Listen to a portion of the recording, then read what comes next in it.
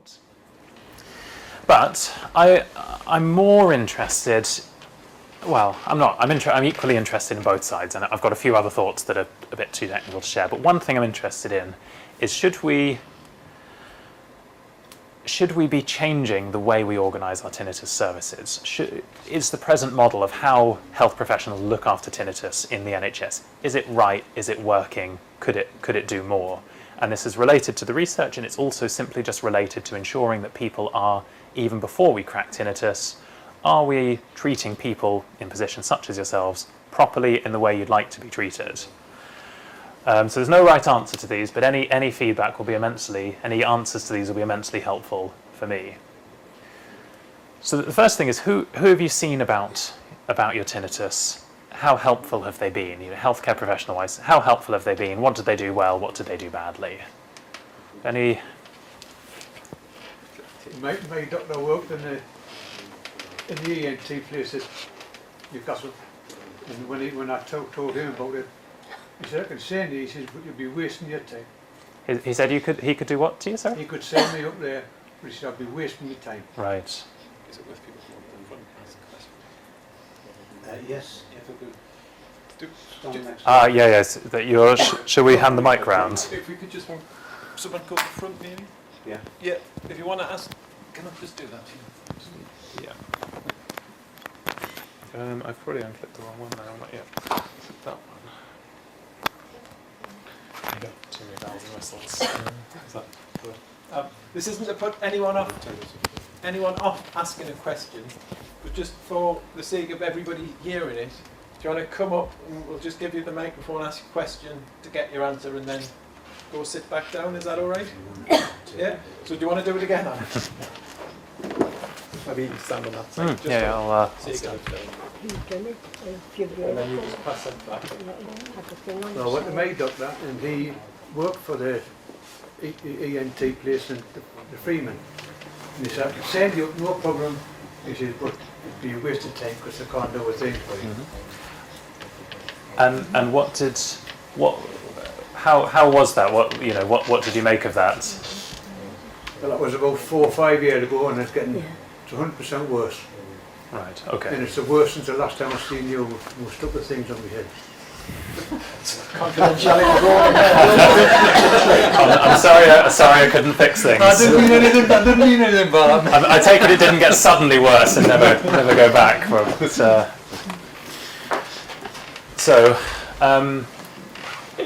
I suppose to paraphrase, a bit disinterested or perhaps realistic. Any other experiences of how you found healthcare professionals you've consulted? Yes, I didn't come down there because it'll be You've picking up on. got a mic there.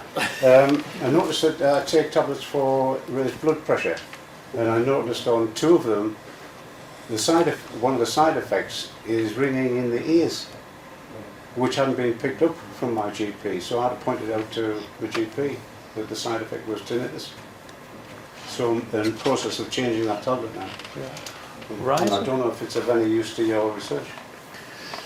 It could be, and drug side effects are a very tricky thing, Yes. because particularly when you get into the small print ones, because if you read that, it's enough to put anyone off taking any medication. If you sit down and read the full lists, it can be very hard to know what are the common ones and what isn't. But yeah, sometimes only giving a trial of stopping it and seeing if it helps will ever tell you. Okay. I mean, to share one experience, I ended up seeing the parent of a friend of mine who had seen a GP paid privately to see an ENT surgeon who accused her of being mad. She took said, "Why did you bring a bottle of water into the consultation? That's not normal." And in the end said, "I don't know what you're here for." And it seemed to do her a lot of harm by basically saying, not only I can't help you, but you're wasting your time and mine to come to me. So, well, that's an isolated one. I wasn't sure if anyone had encountered similarly, if not hostile, at least. Maybe we can do things in a show of hands. Do people feel? Do you feel like you've been taken seriously by the medical profession, by healthcare professionals you've seen? Okay, yeah, good. So I've got 3. And anyone felt like they've not been taken seriously? Okay, this is yeah. Person I'm seeing right now is fantastic. Yeah. But Sorry. I've had tinnitus now for 5 years, Yeah. and it depends who you see. The first person I saw was horrendous. It was the surgeon at Darlington Memorial Hospital. Yeah. And then I went to my own GPs about it, and the first doctor I saw then gave me amitriptyline, and one of the side effects of amitriptyline is tinnitus. He didn't read the label, so I took that for a month, and it was horrendous. Right. And now I've been seeing a different doctor, and she's been absolutely fantastic. So it depends who you see. It does. Okay, so mixed. Mixed, yes. But the one who made it worse was taking it seriously and trying to help. He was taking it seriously. He was trying to help. Yeah. But just didn't in the end. Yeah. Okay. Grand. Thank you. Well, thanks everyone who's shared there. So some other slightly more technical ones, I suppose, are more specific ones. If there were a tinnitus specialist you could get referred to see easily, but who you knew couldn't offer you any medicine or treatment that would make the tinnitus get quieter or go away, but was just a specialist and could discuss it with you, would you want to have an appointment at the hospital to see such a person? Yes. Yeah. So show of hands for who would like to. Okay. Yeah. So certain probably at about 3/4 here, and then I heard at least one. So hands up for no. I heard at least one no, and I think these are there's no right answer to these. I'm not sure if I was troubled by my tinnitus what I'd think there, but that's interesting. And okay, for all the people who've said yes, what would you be wanting to get out of such a consultation if you knew there was no treatment, so to speak? Knowledge. Do you want to? Shall I come round? This is yeah. Is that going to be easier for you? Oh, sorry. Okay. Just want to know as much as I could about the condition. And I think to knowledge helps. Yeah. Great. I would ask for advice on medication. Yeah. Okay. So knowledge, advice on medication. Sorry, I'm not trying to snap the camera, but I just find when you go to the tinnitus clinic, the tinnitus therapist there can't get rid of your tinnitus. She's told you so in that. Yeah. But she makes you feel as though you can get your life back. it's very inspiring to hear. Who do you see at the tinnitus? Valerie Tate. I wondered if it might be. She's excellent, Val, isn't she? Anyone else wanting to comment there? No? Okay, good. I've got even more technical questions as well. Okay, so we might be able to do some of these in show of hands, because so when you first developed your tinnitus, hands up for who had heard of tinnitus, who kind of thought, this is tinnitus. Yeah, okay, that's about 4 or 5 people. And who had no idea what it was? Okay, so a clear majority, maybe a 2 to 1 split or so. Okay, and then how long did it take you to consult? Well, if you did, to consult a doctor or other healthcare professional. Did anyone see someone within the first week? So one in the first week, first 2 weeks, first month, and keep your hands up if you said in any less time. So we're up to probably more than half by a month, and then within the first 2 months, a few more. Okay. And what about if not consulting a healthcare professional? Who read up? Did anyone read up on the internet about it within the first week? Within the Internet then. no, internet 22 years yes. ago. Or if you could just tell me something. Fair enough. 30 years ago I started. 30 years, yeah. No internet. If there was, it must have been a very rudimentary, not a publicly accessible internet 30 years ago. No, I'm not sure there was one at all. I think that's true. Right. Okay, and then. Oh, sorry. How you'll have to swap. We've only got 3 minutes of audio left on this machine. Okay, and it's such early days. You don't have any idea whether this is just going to. So I'm really asking you to put yourself in the mindset of what you made of it then. You'd have no knowledge of how anything's gone since. And they'd said, okay, well, I can give you a treatment, but.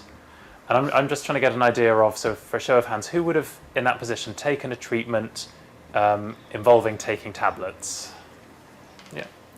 And this is assuming you'd have no idea whether the tinnitus was just going to go away on its own accord. Okay, so most people would take tablets. What about having injections? Yeah, injections. What if you had to come into hospital? So you've had your tinnitus a week or 2 weeks. You might have to come in, have a day case admission to the hospital, sit there on the unit all day. Show of hands for who would. Okay, all right. And what about taking a medication, whether daily tablets or of another kind that might give you side effects like drowsiness, concentration difficulties? So still fairly high. Okay, that's very interesting to know, and I think that's quite enough specific questions for me to come with anyway. But Can I just make a comment? I come at it from a different angle in that I had a tumour which caused the tinnitus. So diagnosis was vital for me early on, and I was given a scan. And I had 2 GPs that I boxed and coxed with. One was very cynical and said what your GP said, go away, live with it. And the other one, who was a female GP, who was rather more younger and open-minded, and said, did it come on suddenly? And with a tumour, that's very significant. The one day you haven't got it and one day you have. And she got me the scan, and I had a long-standing tumour and had it out. I've forgotten the drift of what I was going to say. So we were talking about just to summarise in case anyone didn't hear. So the diagnosis was vital for you because your tinnitus had turned out to be to do with it caused by a tumour. I'm assuming was this a acoustic neuroma, vestibular schwannoma? Yeah. Yes. And an early. You had a GP who was dismissive, but one who took it very seriously and said, it's come on suddenly, let's scan you, and I guess you found the tumour and had that. Yes. And I imagine the dismissive GP would have gone down, try tablets, try X, Y, Z. But in my mind, although tumours are very, very rare, I'm grateful to that lady GP who had the understanding to think of the possibility. Yeah, and it's a fair point that these acoustic or auditory nerve tumours are the needle in the haystack, but there are many people who will say, well, if you have tinnitus that's just in one ear, check for it. And a lot of people will scan everybody, and you do enough scans, you do find them. I've seen 1 or 2 people with tinnitus due to these.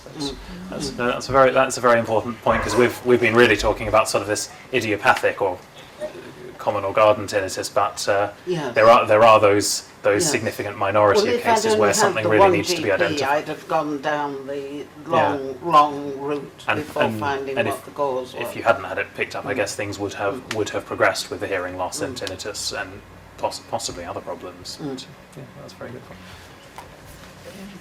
I was just going to say, when you're asking about injections and tablets and medication, I think when it first starts, everybody is so distressed. And if somebody said, would you take this tablet, and they thought it was going to cure it, we would just take anything. And all of it. Yeah, you would.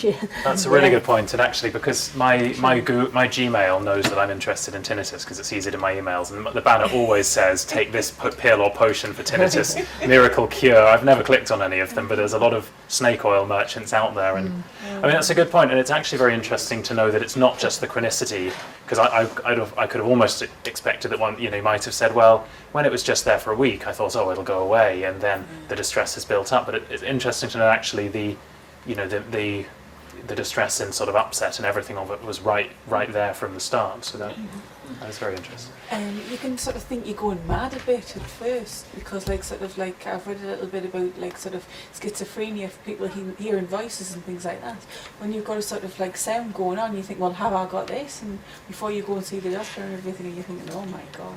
Yeah, and and that's a really good point, because tinnitus is technically a hallucination, and everybody worries about hallucinations.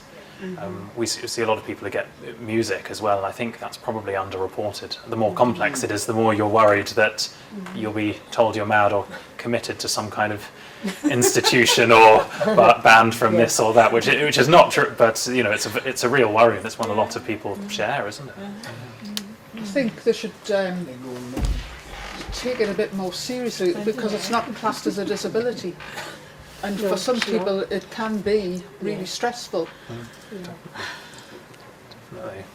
I completely agree. I mean, you know, you have every part of the spectrum, from shrugging it on with it to, you know, cannot enjoy anything in life, and the existence is completely dominated by it. Does anybody get waken up by the tinnitus? Well, Like in the middle of the night, like sort of wakes you up with a shock? no, And you sort of bolt right, no? no, but once I wake up and It's there. it's there, isn't it? So it's very difficult to get back to sleep, Yeah. or to Oh, get sorry, any I- sleep. Did you want to? Well, I have it in my right ear, and sorry, I don't think it dying. But Probably some just as well. some years ago, I was told to have a wireless on low Yeah, in bed, and it's sort. I don't get a full night's sleep, but it helps me. it does help. Yeah. And I don't have it in my left ear, but out of the blue, I get a booming noise. Right, just now and then. Boom, just like that. Right. Any time, or just when you're falling asleep, or Oh, it's not every day. Months can go by Oh, now, it's- suddenly out of the blue, just bang. boom, you know. Right. Okay. And I was given treatment from the Freeman years ago, but it gave me a pain in my ear, and the doctor said, Yeah. get rid of it. Yeah. I had to plug it with us. Right.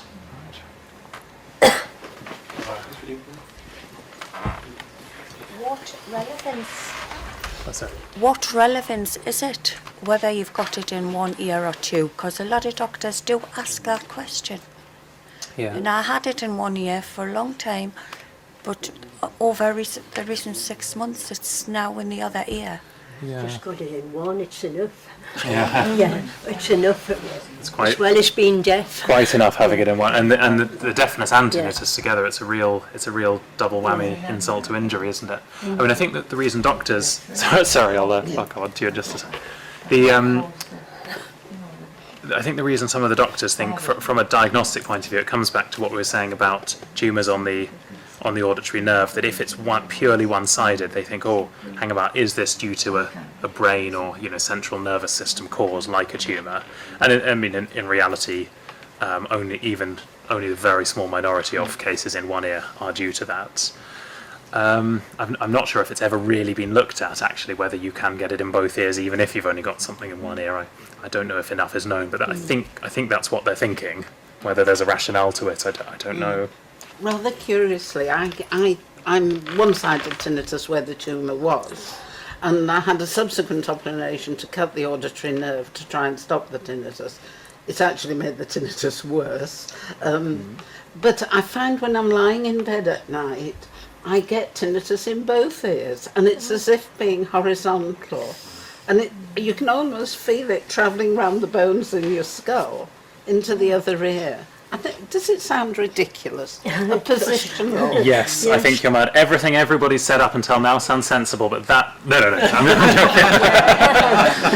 No, I mean, tinnitus is very sensitive to position changes, pressure changes in the ear and the whole head and neck area, and the balance organs. There's a lot of work going into what they call cross-modal inputs in tinnitus, from the balance system, from the head and neck, from the feeling systems, from the muscular system, and any of these things can feed into it, cause it, exacerbate it. So it's quite common for position, movement, pressure changes, jaw problems, neck problems, any of these things, or just changes in position to change the tinnitus experience. So no, you don't sound mad. I was having some fun with you. So. Can I have another comment?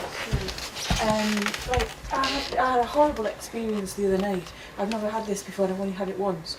My tinnitus was so bad I couldn't lie down. I tried to lie down and I was nearly sick. Were things spinning, or like you had any vertigo or anything? No. But it was just like weird. It was just a weird one-off thing. I had to sit up for about an hour and then I was alright. I could lie down, but it was just like ever so weird. it was just like, you know, I don't know if anybody else has had that. Yes, You've got one taker. I was going to say, I haven't got enough experience to know the full range of things, but there's people got a very wide-ranging experience. Oh, you've got the mic there. Why am I giving you this? Yes, it happens to me that if I lie flat, it seems to be worse, and then I'll sit up in bed and put pillows, prop myself up, so I'm more or less sitting up, and it's quieter. It does help. Yeah, I mean, you wonder whether it could be anything to do with pressure changes. Yeah. It's certainly people with high pressure in and around the brain classically report a sort of bilateral whooshing tinnitus that goes with the pulse, but it may that's often worse on lying down. It could be that even just the physical and pressure changes, you know, in and around the brain, that just tips things. Have any tests been done in like hyperbaric chambers and see if it affects? So hyperbaric chambers, I think it has been looked at for people with acute, sudden, severe hearing loss. I couldn't tell you what the results are, but some of the ENT surgeons, when they see people, will use hyperbaric or high flow oxygen with the thought that it's a compromise in the blood supply to the cochlea that causes the hearing loss, and that might help more of it survive. I'm not sure of the results, but I haven't heard of it in long-standing tinnitus, only in that acute setting. I see. Does anybody know why you get the feelings in your ear of fullness and air and everything like that? What causes all that? That's a good question, and I've wondered this, because certainly a number of people with tinnitus report a fullness, a physical sensation, you know, touch, tactile sensation in the ear, and sometimes even pain. I've not quite understood it, other than that we know there are these rich cross-modal links between the sort of the bodily feeling, the hearing, and other organs, and so we know that tinnitus gets fed into by all these other things. Maybe it feeds out and is physically attributed to the ear, but I think it's an interesting question, and I'm not aware of a good, a scientific answer to this. And I've noticed, and a lot of people here mentioned the same thing, that you're reasonably happy with your tinnitus, and then you have a good rest, a good sleep, and suddenly you wake up and it's worse than ever after a good rest. That seems counterintuitive, doesn't it? Strange. Yeah, and why that should happen, I can sort of clutch at some straws of theories, but I don't think we haven't settled what is it that makes a good day and a bad day. And actually it's a really exciting question, because there's a range. I know from talking to a lot of people, some people the tinnitus is on a very much a level, other people get real ups and downs, and you'd have thought, even if you couldn't make it go away, if you could find a way of getting it at a good day all the time, that's worth playing for, from my understanding, in a great many cases. So that it's one of the reasons for all the studies I've done. I've tried to see, are there things in the brain that correlate with the day-to-day experience of tinnitus, and I was getting a hint of that in one of the studies, but no good solid answer to that. It's a fascinating study. I envy you your work. Actually, it's fascinating stuff. Yeah, well, thank you. It's my privilege to be able to do such things and work on something that find interesting. What is a very important cause. Yeah, good. Well, I wish you were 90 and you had cracked it. Me too. That means I'll not be here then. Oh, well, some people have those then. I don't think difficult to measure, but there certainly seems to be a connection between mood or stress levels and the intensity of the tinnitus that's been perceived. And I know that must be difficult to actually try and measure.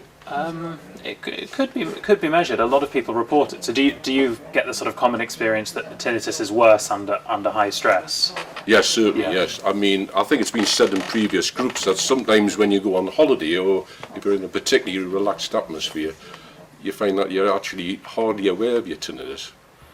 And there is certainly a connection I've found between certain days I have, they're absolutely unbearable, and then other days, I don't know why. As I say, somebody was saying perhaps it's not always a good idea to keep a diary, because then you can get quite obsessed with your tinnitus. But certainly I can have days where, it's barely perceivable, It's interesting. And then, so worse under stress, but then we've just been hearing sometimes when you're really well slept and well rested, it can come on. So why all these things should play parts. I think these are all things, these need to be built into our models and our understanding of tinnitus, all of these things, because I think if we can't explain these all, then we're not really understanding tinnitus properly.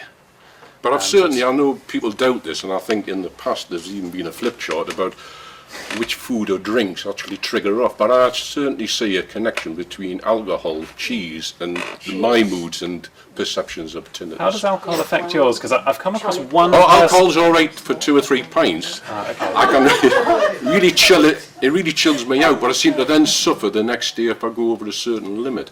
And cheese certainly seems to you get a hangover effect from it. Yeah. Alcohol reduces. But then there's that to do with your mood, you see. Well, so cheese is a funny one. Yeah, it seems to excite the brain. Yeah, well, it does. Well, yeah. If anyone's ever heard of these old monoamine oxidase inhibitor drugs, they used to use them before we had modern antidepressants, and you couldn't eat cheese or Marmite or foods that contained a lot of tyramine, or you'd get what they called the cheese reaction, and you could become really unwell with it because, as you say, it does excite the brain. Yeah. Anyone familiar with cheese dreams? Yeah. I love cheese. I love Marmite. I certainly get vivid dreams with cheese or Marmite, and it's thought to be the tyramine. It does stimulate some writers used to actually have cheese and a lot of red wine late at night to to excite the imagination.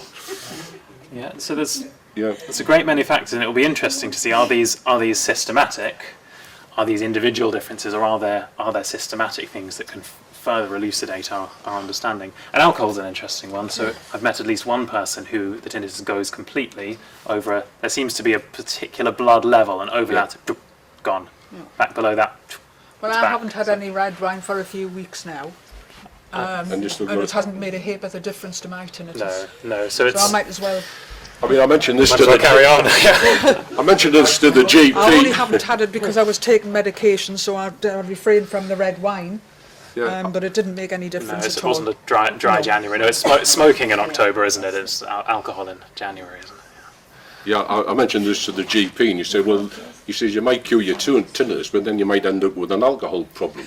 Might be worse, yeah. Which he says might be worse, I mean, but sometimes there seems to be a physical. I was just saying to somebody I've just met for the first time this afternoon, and we seem to have several things in common, including one that I've never actually seen that common when I've come to previous groups, is if I actually go over 50-55 miles an hour in my car, I don't know if it's to do with the tyre tread noise, but actually it is far worse, and if we go up to 70, it is unbearable. So if I go on a long car journey to see my son in Bedfordshire, my head is ringing for about a day afterwards because of this long drive.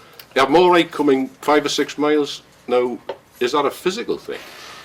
Do you find your tinnitus gets set off by being in a loud environment? Do you find it's worse the rest of it? After avoid noisy restaurants, things like that. Because this is a real. I mean, there's a lot of people interested in tinnitus subtypes, and one of the earliest things that seems to distinguish categories of tinnitus is. I mean, this goes back to sort of 1990 and Jastroboff and all of that, but he would say one of the key distinctions is people whose tinnitus is suppressed by sound and those who's exacerbated by it.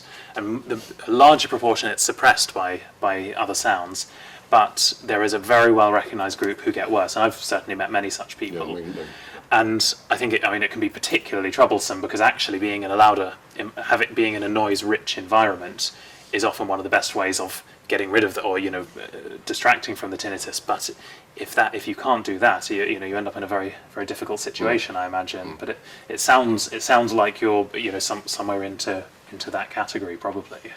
I've had both of those stages. I've passed through the stage where fairly loud noise quenched it a bit, and also now I'm in the stage where, just the same as you, if I travel fast in the car, it aggravates it. Oh, you think? I've bought myself a set of earplugs. If I'm going to travel a fair way in a car, put the earplugs in. Yeah, I've tried that. Yeah. Deadens the noise and doesn't excite it. Is that legal? Yeah, I've tried that. Is that legal? Yes. If you pay for them, if you take them from the shop without paying, that's illegal. I'm the opposite to this gentleman here. I love nothing more than motorway driving at 60 or 70, and the loud buzz absorbs my tinnitus, and I don't know I've got it. And it's the only occasion I don't know I've got it. Some people find that. Yes, Exactly. so I'm your other type. Yeah, well, I'm being proven right. This is a rare occurrence for me. So is that the way you My job was a heavy do goods your driver. driving? 50 years. I've driven over 1 million miles and never had any bother. Till I went one day to my GP. I used to get my ears syringed quite regular. And they changed the system over. They stopped doing it in the surgery. You had to go to the medical centre across the road. And it was a new syringe, a motor electric syringe they used. And that was the day if I can get my records, I can tell you the minute, the day and the minute, That's the day my yes. tinnitus started. Yes. Yeah. I'm not a big subscriber to ear syringing. I've done it once when my colleague said, "Please syringe my ear." And that was I don't think it did anything, but. I got mine done about 5 times a year. So where are we up? Sorry, we had a. Is that yourself? Yeah. No. Who was? Sorry, I thought. Sorry. Thank you. It's all right. It's just going back. Did you just hear? It was going back to eating cheese and this sort of thing. I went to Tinnitus clinic at the Freeman, and I was advised not to drink coffee because of the caffeine and tea to drink. Basically, for to drink the caffeine taken out of tea. And coffee, I prefer tea anyway. And not really cheese, which I love cheese. So I faithfully carried on that for months, and it didn't, at the end of the day, it didn't make a difference. I think if what we have learned anything is that we're all different anyway. Some people, they were talking about the road noises, etc. It could well have been just as easy the stress of driving on the motorway anyway. Lady here loves driving on the motorway. It would be At 70. yeah. To me, it would be. I'll be living on my nerves, quite honestly. With continually concentrating all the time. That wouldn't help. I was also told to get a pillow speaker and plug it into my MP3 system, whatever. And that didn't make a hair of a difference. I have my greatest problem, and I've had, like the gentleman here, I've had tinnitus for more years than I can think of, and it hasn't changed one little bit. I get very little sleep at nights, and as I say, going to the Freeman, quite honestly, didn't do one thing for me. I came to the tinnitus group for quite a while, and I stopped coming because initially I found it helped because you realise that you're not the only one that's in this situation. And at the finish it didn't do nothing for me at all. So I haven't been for a long time. Did you want this? No.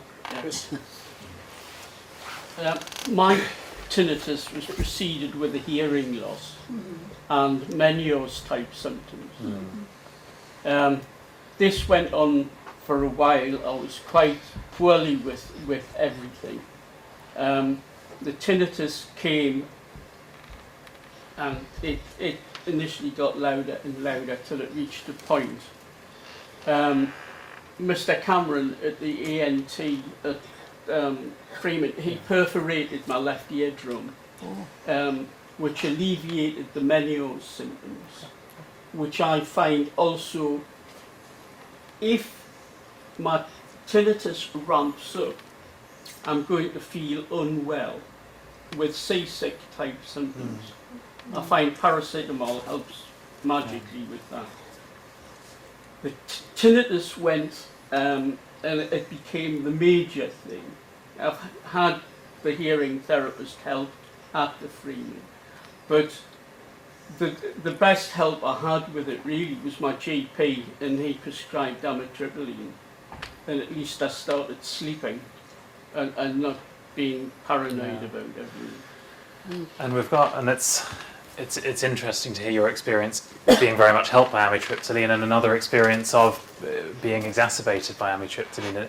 And it may be some of these big drug trials not delivering group level benefits because it's mixing the people who do well, the people who do badly, and the people who don't respond, and you get this average view of, oh, it doesn't do anything, but actually, is there something in this? Do we, it comes back to the subtyping thing. I know there's a big international effort to work on solid subtyping of tinnitus for these reasons. I know the Nottingham group are doing a lot on this, but no, this is interesting. And coming back to what you said, Sarah, about sort of being told to refrain from cheese and this and that. So one key thing is anything that doesn't work, unless you like doing it, don't do it, because it's all more ways in which you begin to become owned by the symptom and the condition, as opposed to saying actually. So as I was saying before, if it's a treatment you like, if you think it helps, you like taking it, like doing it, brilliant.